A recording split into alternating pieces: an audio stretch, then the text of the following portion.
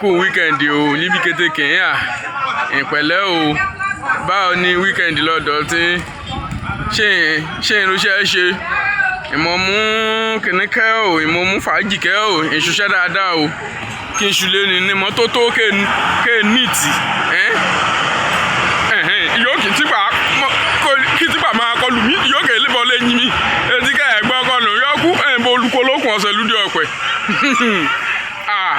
kojú máa rí gbígbé tọ́ra náà lóògùn rẹ̀ yìí ṣìkè tọ́ra nùkọ́ ọ̀sẹ̀ ní ọlọ́mọdé tí pàpà ni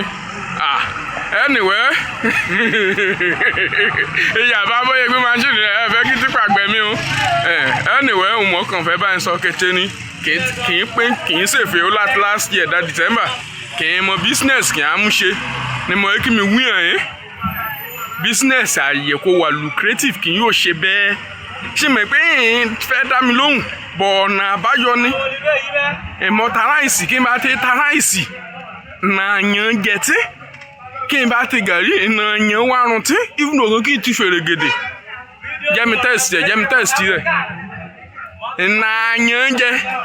ṣé ìtọ́jú ẹ̀ jẹ́ ìfẹ́ kọlù mí anyway oògùn eku ní kí n ta oògùn eku ẹ̀yọ ẹ̀sọ́ ní ọ̀yàn jẹ ẹ̀sọ́ ní ọ̀yàn wárun kí n tó oògùn eku ní kí n ta ṣé ó yẹ bẹ́ẹ̀ ni ibẹ̀ business kan yọ ọ̀yàn wárun bẹ̀ ní tí a rí èrè ṣé ó yẹ bẹ́ẹ̀ ni ẹ̀rọ ìmọ̀ pẹ̀lú kú.